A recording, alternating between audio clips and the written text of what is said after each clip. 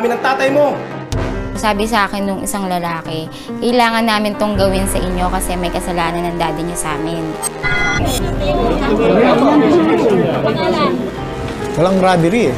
Nung naghiwalay ng father niya, tsaka nag-grab ng opportunity ito, wala na yung lalaki, pero matagal na may gusto. Kaya lang, naka-drugs, nag-freak out. 4 na miyembro ng pamilya Payumo ang pinatay habang nasa loob ng kanilang tahanan sa Santa Rosa, Laguna. Kabilang ang ina na si Nancy at mga anak na si Joanna Rose, Maria Angela at John Anton. Nagtamo ng mga saksak sa katawan ang bawat biktima. Samantala, swerte namang nakaligtas sa madugong krimen ang isa sa mga anak ng biktima na si Helen at naging saksi sa mga naganap noong September 9, 1995. Magandang gabi. Ako si Martin Antanar. Uli nating balikan ang bawat pangyayari at tuklasin ang buong katotohanan sa Payumo Massacre dito sa Crime Classic.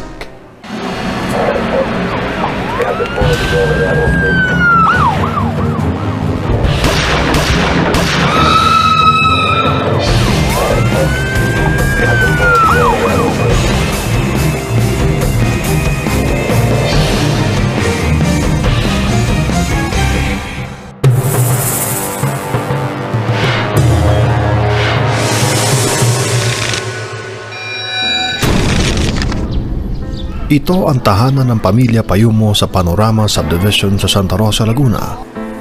Kwento ni Helen Grace, bunsong anak ni na Angelito at Nancy, punong-puno raw na masasayang alaala ang kanilang pamilya. Ang hindi ko lang makakalimutan nung buo pa kami, siguro yung every time na yung nag-outing kami ng family ko, pagka kunyari may mga outing activities yung daddy ko. Ngunit may mga pagkakataon din daw ayon kay Helen Grace na hinahamon ng pagsubok ang katatagan ng kanilang pagsasama. Dati, syempre nung buo pa kami, happy naman, pero syempre hindi mawawala sa mag-asawa, sa mami at daddy ko, yung nag-aaway sila, nagtatalo. Pero part na rin yun siguro ng family namin. Siguro mga 11 years old ako nung nangyari yun. Tapos siguro naghiwalay sila ni mami, siguro mga 3 years na rin. Kumilang bahay na, kumabilang bahay na, yun, si daddy. Sa paghihiwalay ng kanilang mga magulang, labis daw itong dinamdam ng kanyang ina na si Nancy. Nakikita namin mami ko na umiiyak, lagi naglalasing, ganun. Siyempre, hindi mawala sa amin mga anak na maapektuhan din kami. Kaya naman mas lalo raw naging malapit si Helen Grace sa kanyang ina. Yung sa mga kapatid ko, talagang almost halos lahat ng trabaho sa bahay, sinushoulder ng mami ko. Hindi niya pinakikilos yung mga kapatid ko. Hindi niya pinaglalaba kung ano-ano, yung mga ganun. Ito rin daw ang naging daan upang mas maging matibay ang kanilang pagsasamahan bilang magkakapatid. Tumayo raw na ama't ina sa kanilang magkakapatid ang nanay na si Nancy. Open naman yung mami ko sa mga kapatid ko. Basta yung pupunta yung mga yung mga manliligaw niya sa bahay, yung manliligaw ng mga kapatid ko dito sa bahay. Tapos ayaw niya yung nakikipag-meet, yung nakikipagligawan sa labas. At noong 8 ng Setyembre taong 1995, masaya pa raw na dumalo sa isang party ang mga mag-iinang Payumo sa Panorama Montessori School. Nagkasabay kasi sila yung dalawang ate ko. Nagkasabay sila ng year. Tapos, nung time na nag-acquaintance sila, hindi ko alam kung acquaintance or JS eh. Si Ate Maa, nakuha pa siyang Star of the Night noon. Tapos, happy naman. Kasi happy naman kami nung time na yun, nung gabing yun. Matapos daw ang kasiyahan na kanilang dinaluhan, agad din daw nagdesisyon ng mag-iina na umuwi sa kanilang bahay. Siguro mga around 1, mga ganun. Pero after naman noon, ako kasi yung unang natulog. Pero sila, nung mga kapatid ko, yung mami ko, nag-picture taking pa sila sa labas. Una raw nagpahinga si Helen Grace ng gabing iyon, ngunit sa gitna raw ng kanyang pagkakatulog, ginising daw siya ng isang madugong pangyayari. Ang kanyang ina at mga kapatid natagpo ang patay at naliligo sa kanilang sariling dugo. Parang alam mo yon, yung na-shock ka sa nakita mo. Tapos lumapit ako noon. Tapos sabi sa akin, dumapa ka. Tapos dumapa ako. Nung pagdadapa ako, piniringan ako. Noong gabi rin daw na iyon, isang kasamahan sa trabaho ang naghatid kay Lito na masamang balita na nangyari sa kanyang pamilya. Nung mangyari kasi yung massacre sa amin, ang daddy ko noon nasa office sa Newgan. Ano-ano ang mga naganap nung hating gabi ng September 9, 1995? At sino-sino ang mga taong nasa likod ng walang awang pagpatay sa mag-iinang Payumo?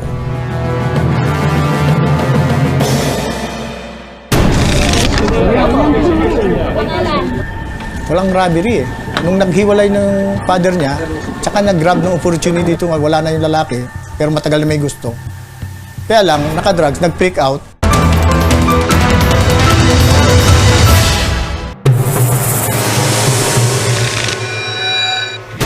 Ayon sa naging investigasyon ng mga otoridad, 4 na sospek ang itinuturong nasa likod ng pagpatay sa pamilya Payumo.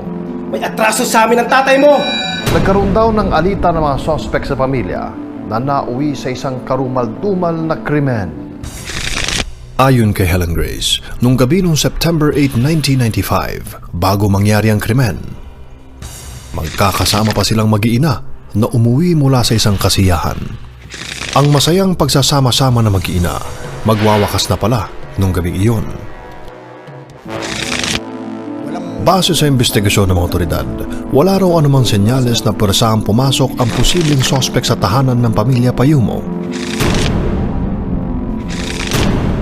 Kasi ang unang pag-imbestiga namin, na walang forcibly entry.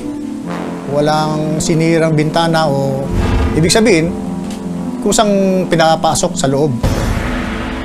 So, ang mga suspect at that time under the influence of drugs. Bagamat musmus pa lamang noong naganap ang krimen, sariwang-sariwa pa rin sa alaala ni Helen Grace na nooy 11 taong gulang pa lamang noon. Ang bawat detalye ng pangyayari sa masaklap na sinapit ng kanyang mga mahal sa buhay. Nakatulog na ako. Tapos bigla na lang nagising ako. Kasi may nagkakagulo. Tapos yung ate Joanne ko nga, sigaw ng mami, mami, mami, ganun ng ganon. Bakit ba? Tulungan niyo kami! Bakit ba? Tulungan niyo kami! Tumigil ka!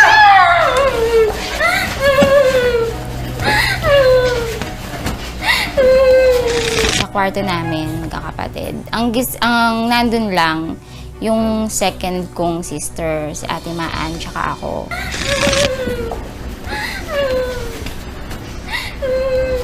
Ano yun? Ate, ewan ko eh. Nagpupumilit siyang lumabas ng pintuan. Hinila ko yung damit niya. Sabi ko, saan ka pupunta?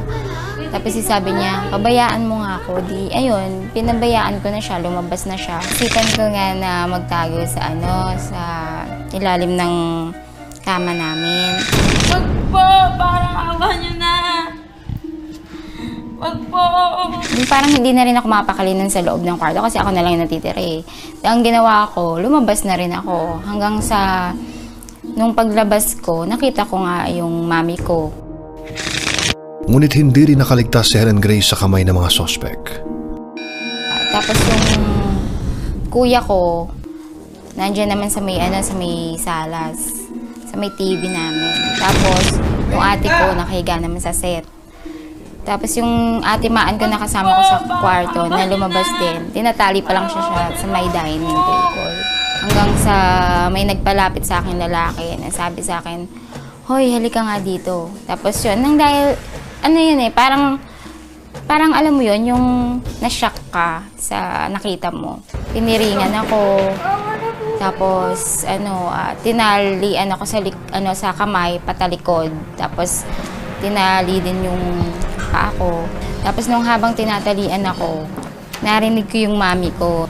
Sabi niya, Imoy, kung ano yung kailangan mo sa amin, sa akin mo na lang gawin or sa akin mo na lang kunin. Huwag mo lang sasaktan mga anak ko.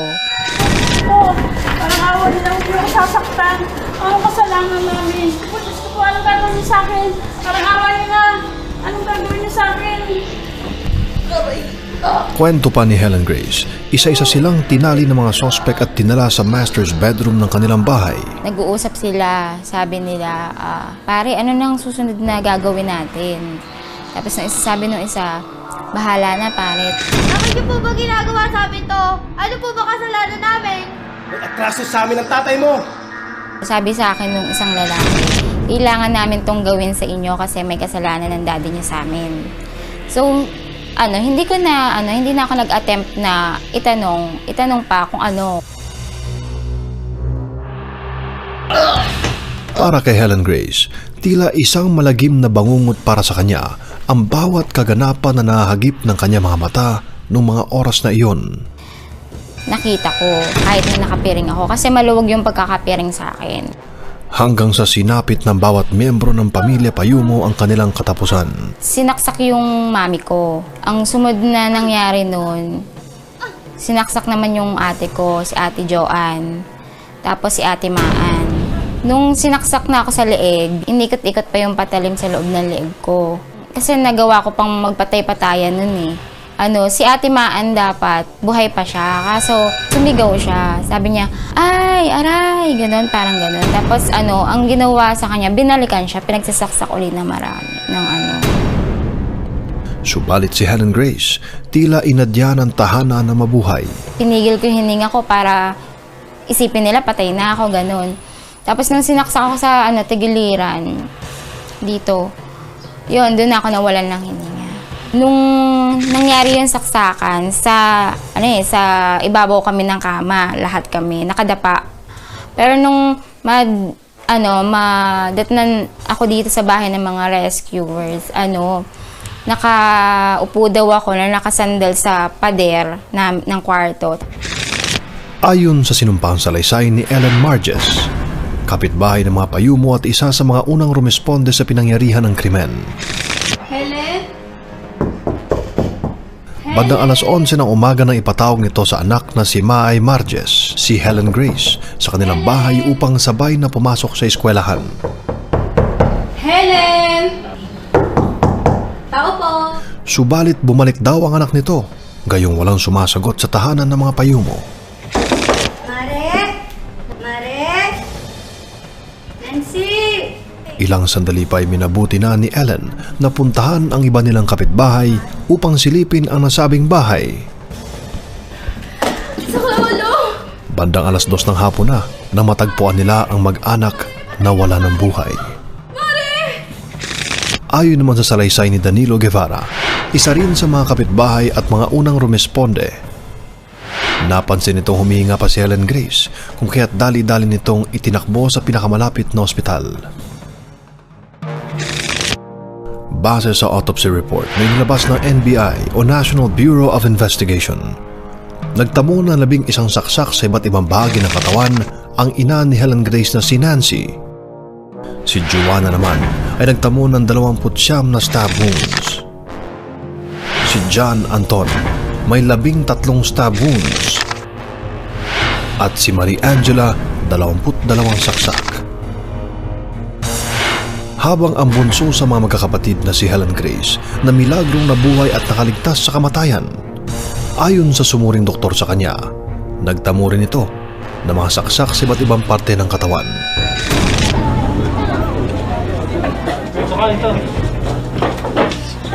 At nang magkamalay si Helen Grace matapos sa mga naging kaganapan, nagbigay ito ng testimonya sa korte. 19 days yata nung nagkaroon na siya ng malay, no? Na nakarecover na siya from coma. Nagbigay siya ng statements.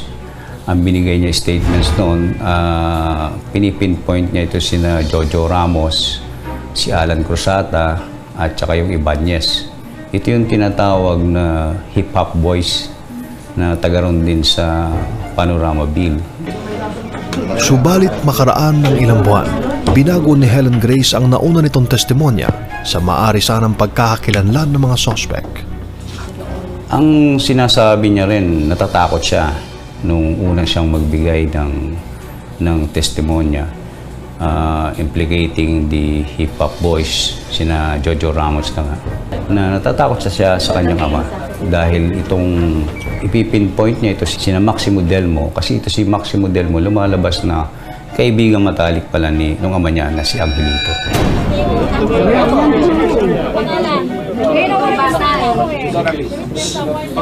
Apat na salarin ang lumutang sa naganap na investigasyon base sa binagong statement ni Helen Grace. Lumalabas na ang mga principal suspects na gumawa ng krimen ay si Maximo Delmo, Edmond Delmo, Francisco Kit Lapis at si Danilo Lapis. Si Francisco at saka si Danilo ay magkapatid. Si Francisco Kit Lapis ay nakatira naman to sa Cabuyao, Laguna.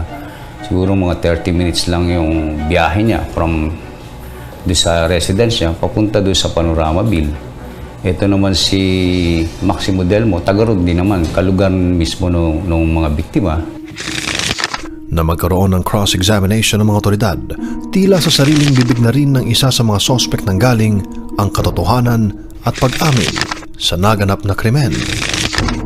Ito base na rin doon sa admission ni Danilo Lapis. Ito yung nag-confess ng pangyayari ng buong krimen. At ina-admit niya naman doon sa confession niya na isa siyang lookout nung mangyayari yung krimen, no? Nasa loob ng bahay si Maximo Delmo, Edmond Delmo at Francisco Lapis. Ang maganda nun, sabi ni Helen Grace sa salaysay niya, hindi niya nakita si Danilo Lapis. Sabi naman ni Danilo Lapis sa salaysay niya, narinig niya si Helen Grace sa loob. So tama, kasi hindi nakita ni Helen Grace. Tama, kasi sinasabi ni Danilo, nag-stand as lookout siya. O Imo, gusto oras sa gabi, napasugod kayo. May problema ba? Imo, ano problema mo? Nanahimik ka! Bakit mo ko tinula? Ayon sa mga otoridad, hindi pagnanakaw ang naging motibo ng mga sospek. Wala rin daw planong patayin ng mga biktima. Mukhang gusto nilang mag-inom sa loob at kausapin ni Maximo si Nancy. Nagkaroon ng palitan ng paliwanagan ito si Nancy at saka si Maximo doon mismo sa loob ng bahay.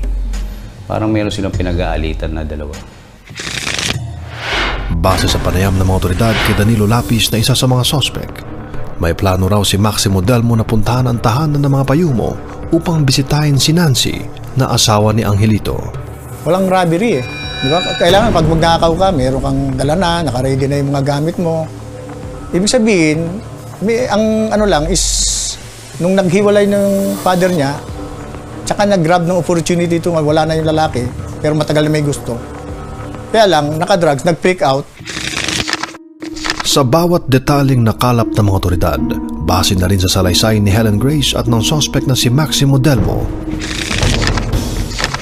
Unti-unti nilang napagtatagni-tagni ang bawat pangyayari at ang naging motibo ng mga sospek upang isagawa ang madugong krimen.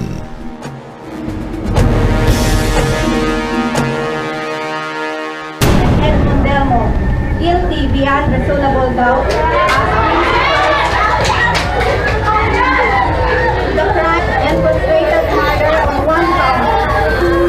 Wala naman kami kasalanan dyan eh. Bakit kami makatulad?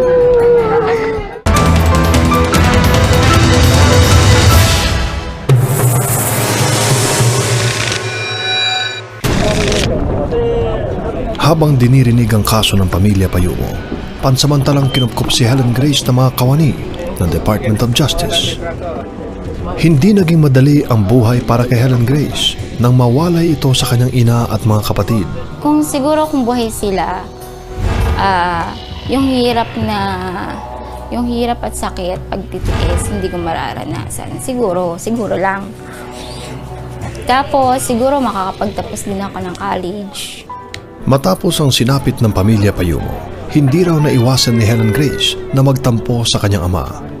na sana'y kumupkop at sumuporta sa kanya habang dinidinig ang kaso. At the age of 15, naging independent na talaga ako.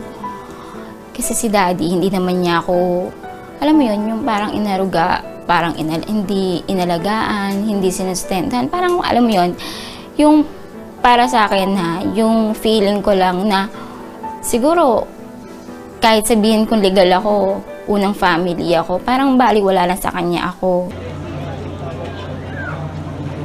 Bumagsak sa kamay ng mga otoridad ang 4 na sospek na sina Maximo Delmo, Edmund Delmo, at ang magkapatid na sina Francisco at Danilo Lapis. Noong taong 1997, kinasuhan ng 4 na sospek ng kasong 4 counts of murder at 1 count of frustrated murder. And Edmund Delmo, guilty beyond reasonable doubt. The crime and frustrated murder of 1 count.